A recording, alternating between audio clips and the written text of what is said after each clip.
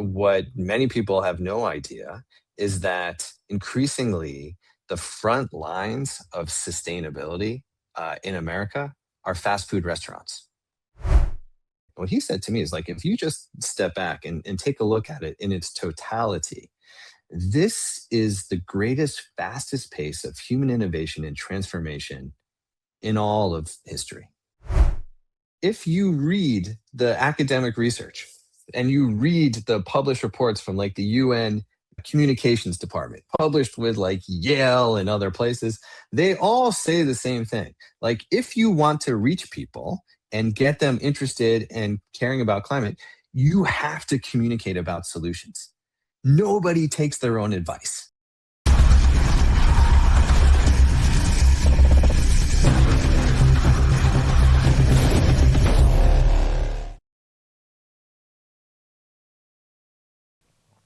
Hello and welcome back to Education on Fire. Today I'm delighted to be chatting to Josh Dorfman, and he's a climate entrepreneur, author and media personality. Now, he's the CEO and host of Supercool, a media company covering real-world climate solutions that cut carbon, increase profits and enhance modern life. Now, Josh was previously the co-founder and CEO of Planted, a carbon-negative building materials manufacturer. Now, we discuss how these issues are often reported in the media and how children see climate solutions from that standpoint only.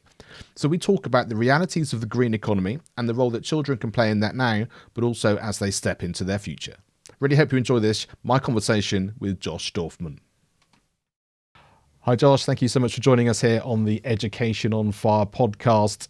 Climate is one of those things that comes up a lot on the show for people in education. It's also one of those things which I think people think it's really important, and then suddenly it's not important because other things get in the way, or there's more focus, or there's a financial implication and all those things. So I love the fact that you've got so many conversations about this area, but also sort of from that business sense, you've got things that you've put in place and you're sort of taking that action and showing that way forward. So yeah, really excited to see where we go with this conversation. Awesome. Thank you, Mark. Pleasure to be here. So tell us where your passion came from this. Why is this sort of a big driver in your life? Yeah, absolutely. So for me, my passion for climate was really born out of a passion initially to go out and experience the world. I moved to China in the 1990s, about a year after university, and I wanted to go explore the culture. I thought, prepare myself perhaps for a career in diplomacy, State Department. Maybe if I got like really quote unquote lucky, CIA, who knew? But that was really a driver for me, was to be out in the world. And so I went and got a job teaching English on the Nanjing University of Science and Technology, 1995. I soon got a part-time job working in a factory that made bicycle locks for an American company called Kryptonite. At the time, Kryptonite locks were the strongest, best lock in the world. They happened to be opening their first factory 20 minutes from where I was teaching. And I needed a part-time job, make a little extra money. And I wanted to experience more of the culture, and see different sides of the country. I ended up going to work for Kryptonite full-time. I became fascinated by business, fascinated by cross-cultural business, just thought it was all so interesting. In my second year, we opened a factory in southern China, not far from Guangzhou.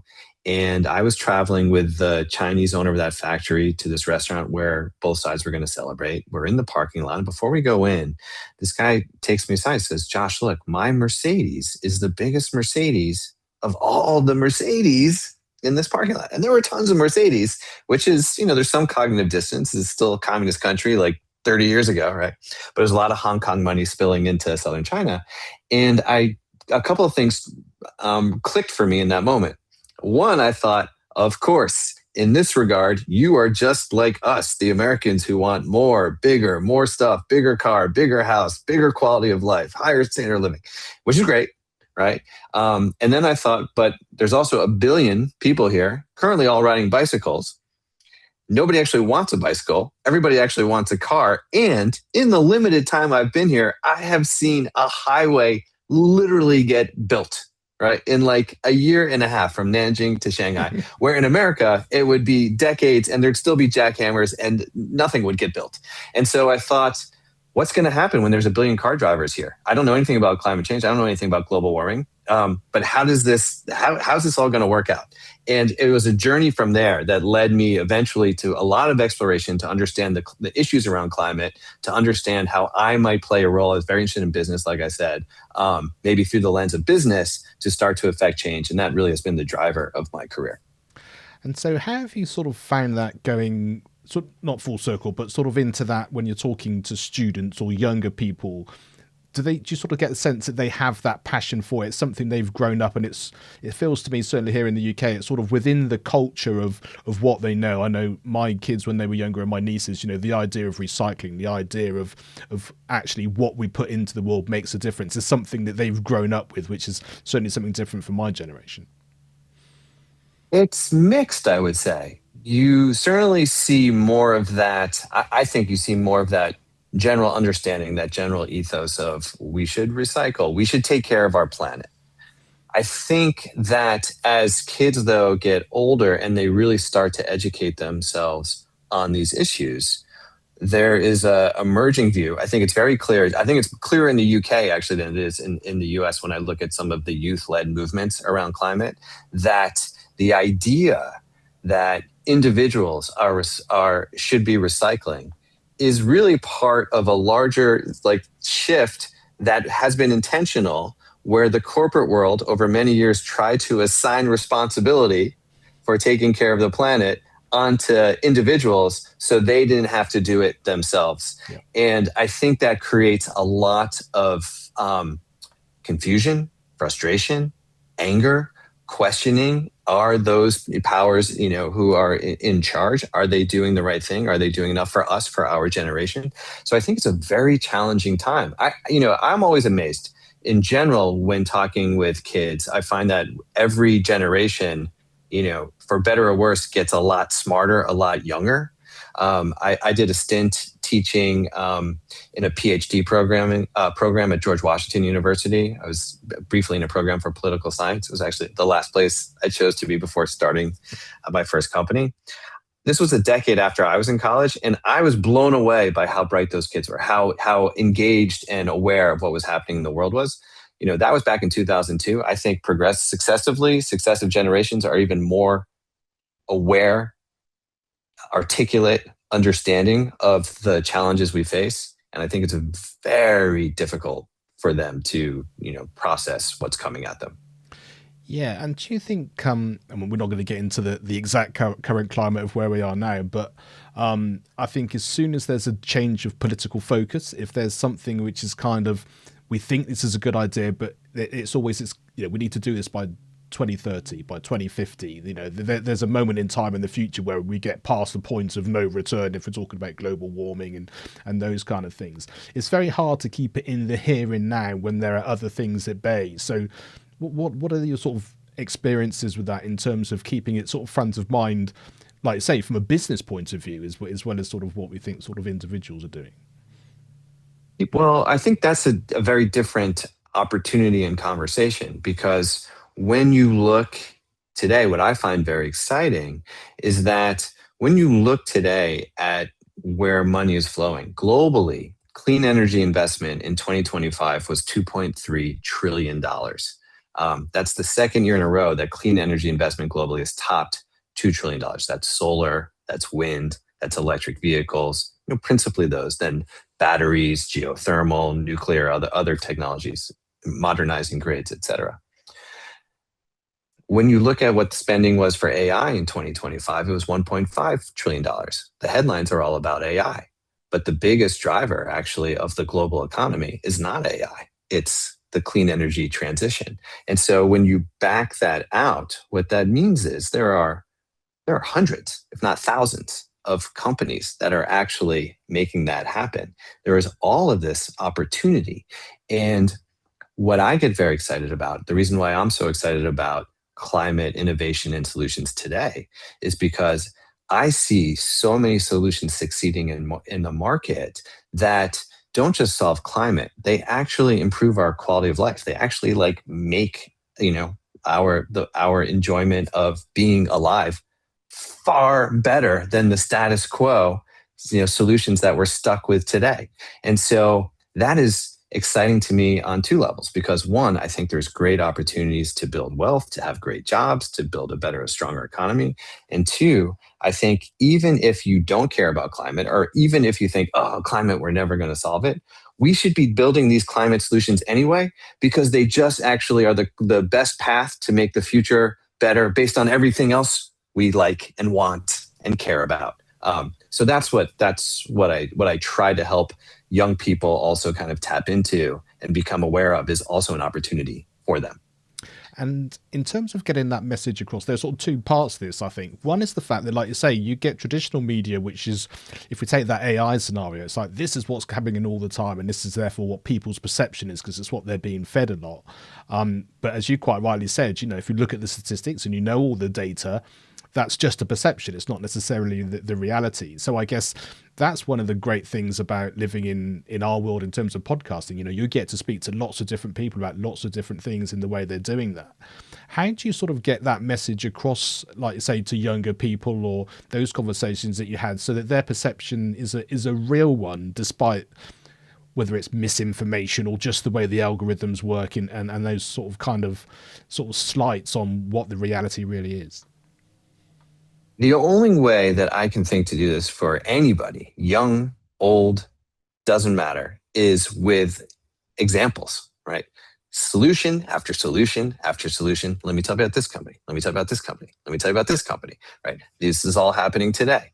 For example, what many people have no idea is that increasingly the front lines of sustainability in America are fast food restaurants, right? Like, that's a crazy thing. So you're going to go into Kentucky Fried Chicken on Long Island, outside of New York City, or you're going to go into a Taco Bell.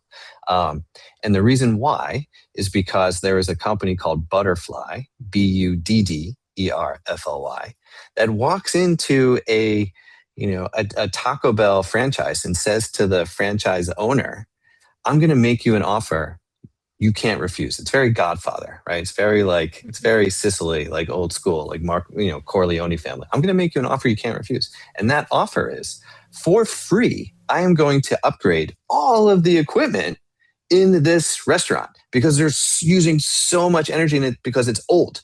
Your refrigeration, right? All of your cooking, right? All of your lighting. This is an energy intensive business. I'm going to update it. I'm going to give it to you for free.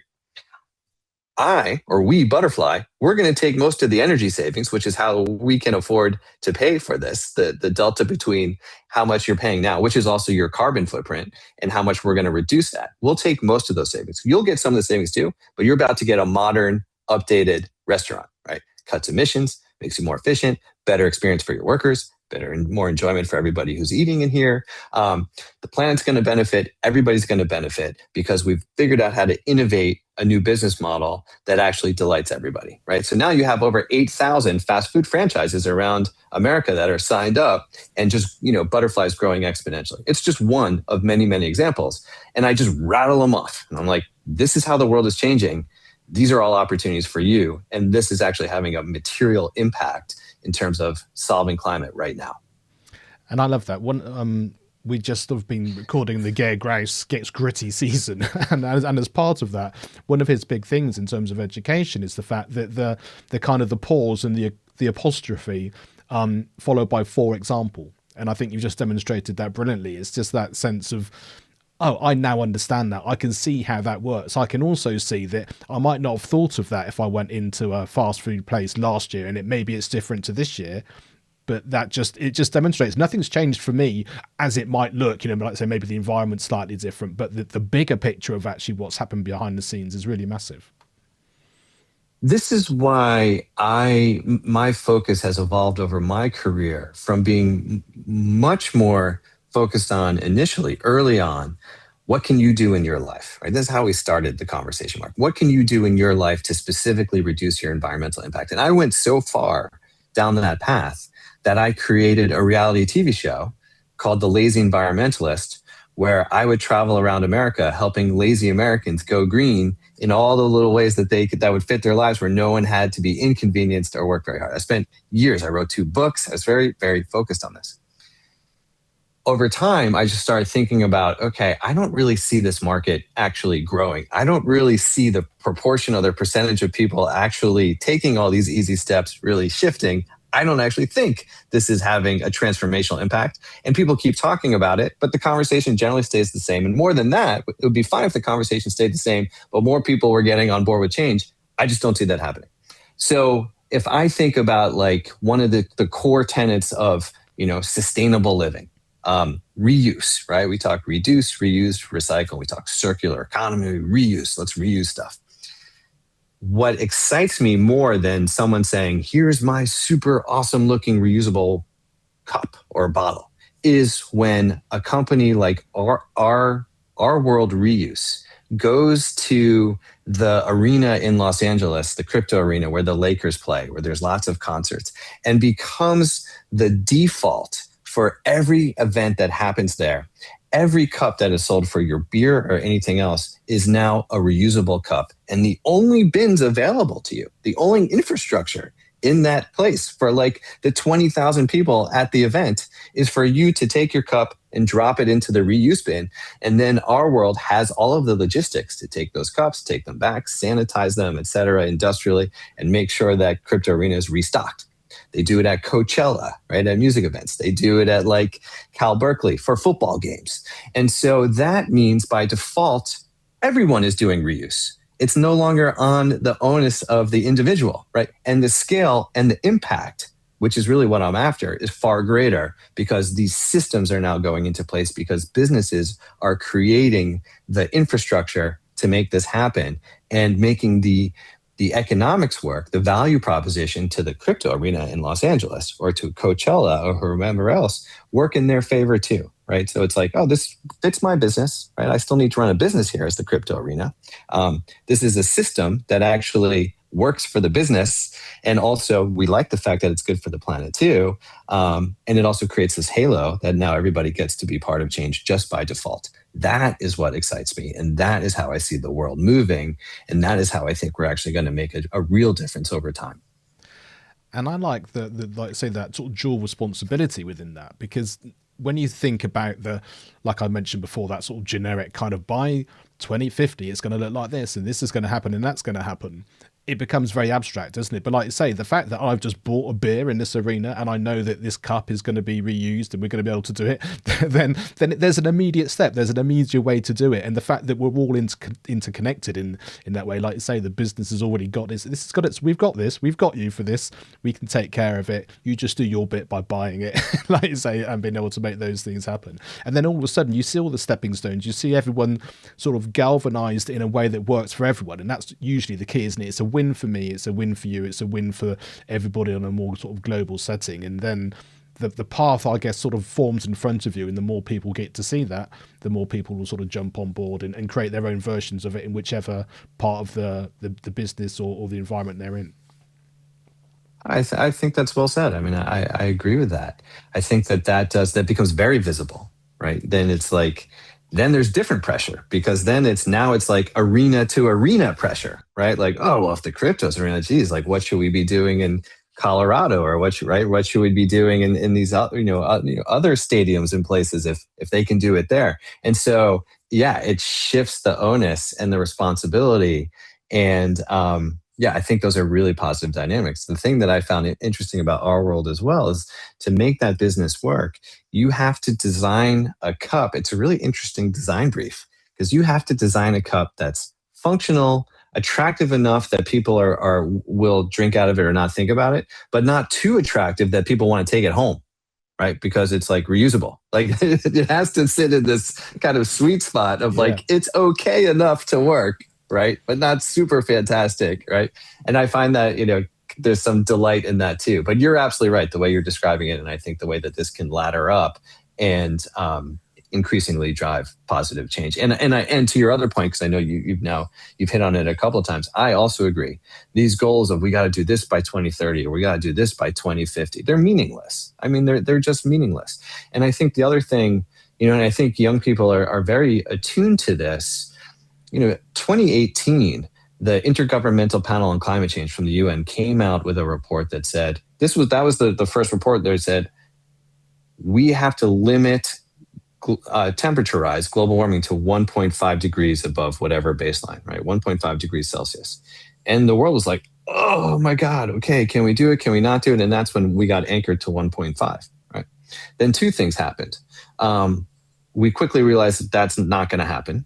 And so again, I feel like kind of the entrenched media, other leaders were kind of actually started to be a little bit dismissive of that. It's not that important, right? And it's like, well, wait a second.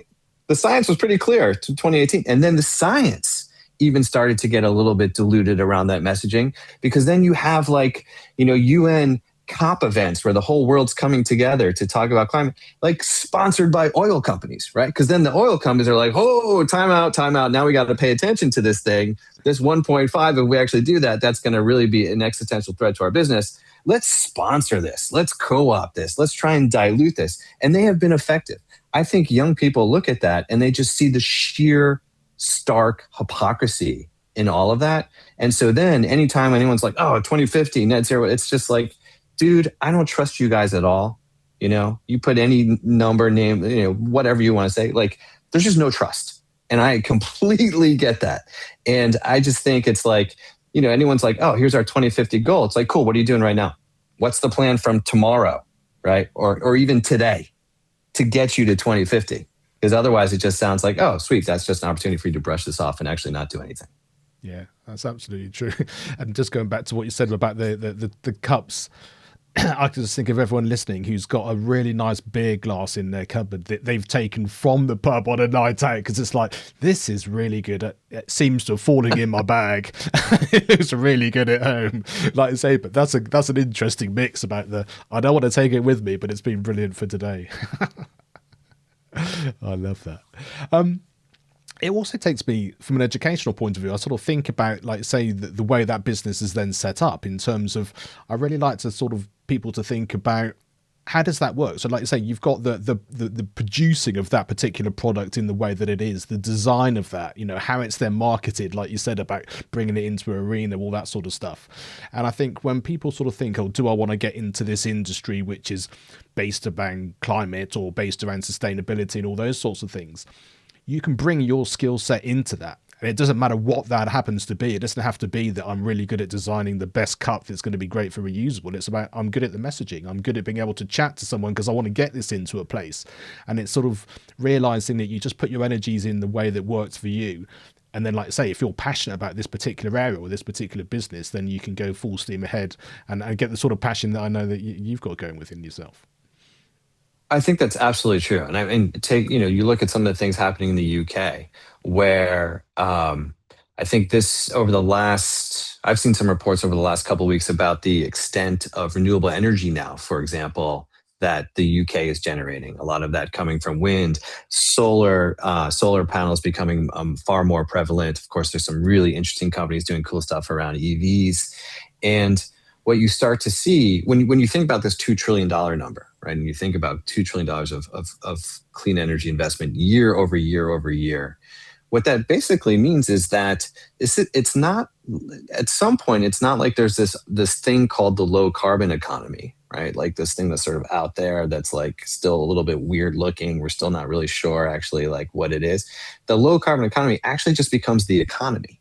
And so what that means is, just like you're saying, whatever your interests and skills are you an accountant? Are you a finance person? Are you an attorney, a lawyer?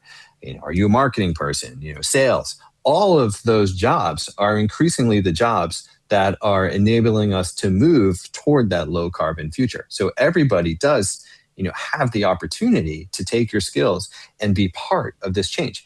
A few years ago, I was talking with this journalist for Bloomberg, Eric Roston, and we were having a conversation where I was saying, help me understand the scale and magnitude of this energy transition, right? How we're eliminating our reliance and dependence on fossil fuels. And what he said to me is like, if you just step back and take a look at it in its totality, this is the greatest, fastest pace of human innovation and transformation in all of history. We've the Industrial Revolution took many, many decades. This is moving so fast. The question, of course, is it moving fast enough given the immensity of the challenge when we think about climate, right? And we think about avoiding the worst impacts and hitting tipping points from which there's no point of return. Like, that is an open question, but that does not, but that is different. And it does not actually deny or in any way kind of minimize how fast things are actually moving and humans are actually moving. So I do think there's just so much for potential for people to participate in their careers. And if you're participating in your career, like, it's basically your lifestyle, because what do you do more than anything else, maybe other than sleep, but for most people who don't get enough sleep, it's your work, right? This is the core of, how you can contribute. Yeah. So take us into all of this passion and insight that you've just been chatting about, and how does that sort of show up now within Supercool in kind of the way you sort of put that together for your sort of life as it is at the moment? So my life is bifurcated into two main projects today. 5 years ago, I co-founded a company called Planted, Plantd. It's like a hipster spelling, no E. Really to try to solve a climate problem, which is, of course, too much carbon in the atmosphere. And so I came together with two really amazing engineers from SpaceX who were helping to build rocket ships. And we had an idea. We said, well, what if we could grow some biomass, something that grew much faster than trees? What if we could find something that grew 10x faster than trees? Trees, of course, through photosynthesis are pulling carbon down from the atmosphere, right? What if we could 10x that process through some other biomass? Maybe it's hemp, maybe it's bamboo, maybe it's something else that grows really, really fast. And if we could do that, and the fiber of that biomass were strong enough, maybe actually wouldn't have to cut down trees anymore. In the US, I mean, that's right. You cut down trees, that's how you go build houses, right? That's like right where all the trees go, right into timber. And we thought, what if we could keep the trees standing if we could grow something else? And what if, since we have a SpaceX team, we could build an amazing factory where we could take this massive, like $400 million mill, which has a press that takes like chipped wood or wood and like presses it down to form a panel, which you then nail to like the wood sticks or the 2x4s to build a house, right? You have these like 4 foot by 8 foot panels. That press in like a normal mill is 4 million pounds, 8 stories tall. 4 stories are actually underneath all the reinforced steel and concrete. It is a huge carbon footprint. What if we could actually miniaturize that mill, remove the smokestacks, make the whole thing electric, so we can grow something? And eventually we found a grass that we actually grow, and we got tobacco farmers to grow 10 times faster than trees, pull carbon down, take that grass, slice it up, take it to our mini mill that plugs in, and then create these building materials without sending all the carbon back up a smokestack, so we can actually sequester or lock away carbon in the walls of new homes. That's actually, we built that thing. It's called Planted. Like I said, we work with the largest home builder in America called D.R. Horton. They've given us an order subsequently for 10 million of these panels. That's about 90,000 homes. We're still only 5 years in, but we're doing that. And so to me, that's I'm pretty excited about that business. So 3 years ago, I stepped back as CEO, and I left the company and I started looking around at other climate innovation. And I started thinking, oh my gosh, there's hundreds of companies that are further along than Planted that are doing really cool stuff. Some of them I mentioned to you, but these stories I actually feel are hidden, like they're not being told in the media. And if you read the academic research and you read the published reports from like the UN communications department, published with like Yale and other places, they all say the same thing. Like, if you want to reach people and get them interested and caring about climate, you have to communicate about solutions. Nobody takes their own advice, right? And so here are all these companies in a $2 trillion plus economy, the biggest driver of the global economy. And it's not getting concerted coverage so that people really understand that all of this stuff exists. Now, I'm not doing it just to, so Supercool does that. We talk to these CEOs, we talk to these founders, we talk about it. I'm not doing it as like, hey, I want to just share all the good news, or like this is about hope. Like, of course, it's a hopeful conversation. What I'm really trying to get at is, tell me about your solution. Who are you selling it to? oh, you've got an HVAC, AI cloud-based system that automatically cuts heating and cooling in buildings by up to 25% and cuts carbon by 40%. And like, it just saves everybody a bunch of money. It's already in 17,000 buildings. Let's talk about that. How did you sell it? Right? Like, I need to know because other people want to know so we can all get better at selling climate stuff. And I want our listeners who maybe work in real estate to be like, maybe I should go tell my CEO about that thing because maybe we should get it in our buildings. Right? The theory of change is let's hurry up and shine a spotlight on de-risked solutions working today so they can gain market adoption and move faster. That's why I started Supercool. That, of course, is why I'm very excited because every week I'm talking to another company that I find more inspiring than the last. And it's just, there are all these companies that have gone from the lab through their pilots into commercial scale. And that's where we focus. Like, I'm not interested in your big funding round. I don't care if you raise $500 million for your advanced geothermal that might be here one day, or you're the latest, greatest small nuclear reactor, blah, blah, blah, that doesn't exist. And we'll see if it ever even, shows up and does anything. That's what like the tech media covers. I think that's a waste of time. I want to know what exists today, what's real, what's operating, what's deployed, and how do we speed up, getting more of that. I think that's amazing. And there are two things that strike me there. That's the reason this podcast started, was sharing information for people involved in education and learning about, you didn't know about this, but I happen to be in this school and this person was doing this, or this charity is funding this thing. I know that you want to be able to put on this project. You can't afford it, but there's someone to do it. You start to join the dots and it's in the here and now. But the flip side of that is the fact that, like you say, you get completely immersed in it and you're like, well, everyone knows about this because I'm doing it. And then you realize, like you say, the mainstream media isn't it. And I find that a really sort of fascinating sort of juxtaposition of kind of, I know what's going on and I'm sharing it with the world, but the question is then how many other people are doing it. So that's why I thought this conversation would be so fantastic, because this is talking about something which is so important. We've explained a little bit about how it affects children and education and how those conversations happen, but your podcast isn't necessarily that sits next door to mine in terms of the Apple charts or anything like that. But yet these are the conversations we should be sharing, because then we get to sort of put all this knowledge in a place where those that need to know it, not because they're educators or children or anything like that, but because the world needs it. And of course, the more we share, the better it is for everybody.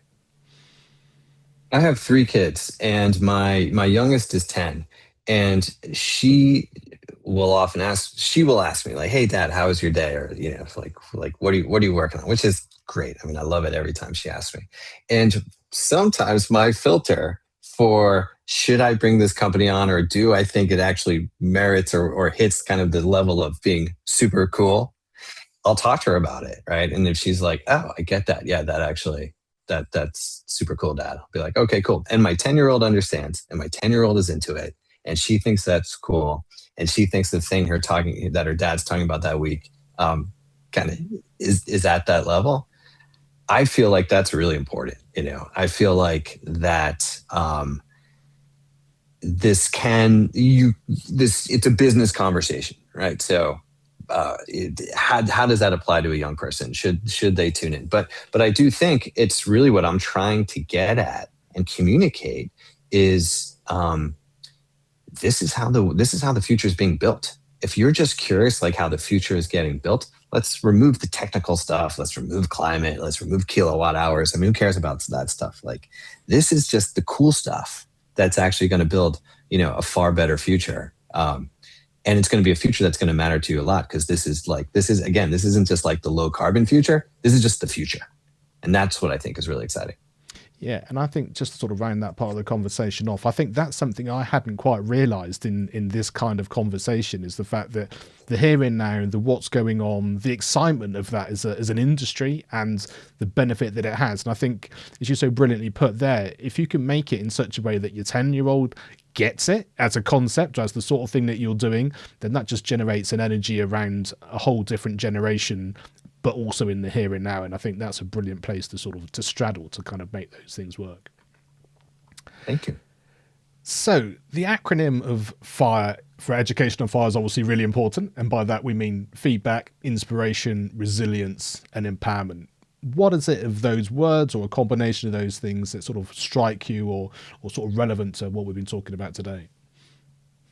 Well, of course, I think the obvious one would for me to be to lean into inspiration because I get very inspired by doing this type of work. But I would point more toward resilience and empowerment because I think this really is a moment that we're living through where of course I mean there are so many ups and downs when it comes to climate and I'm talking about solutions, I'm talking about this wonderful future, but I don't mean to be glib about it. I mean, I like we're dealing with political setbacks, we're dealing with extreme weather events right now, like, and I think for everybody and for certainly for young people to have a sense of okay, I like how do I cultivate a mindset, how do I surround myself with enough, you know, a broader set of information, not just problem information, but solution information. So I can develop my resilience, right? To recognize that I'm going to emotionally be distraught sometimes,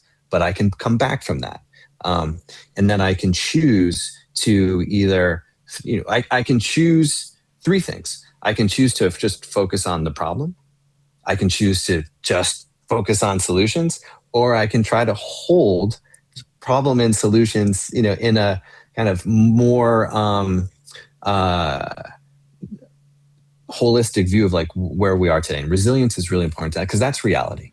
At the same time, I feel like when you do that and when you welcome more of this solution conversation into your world, that really is about empowerment because then you start to see, hey, you know what?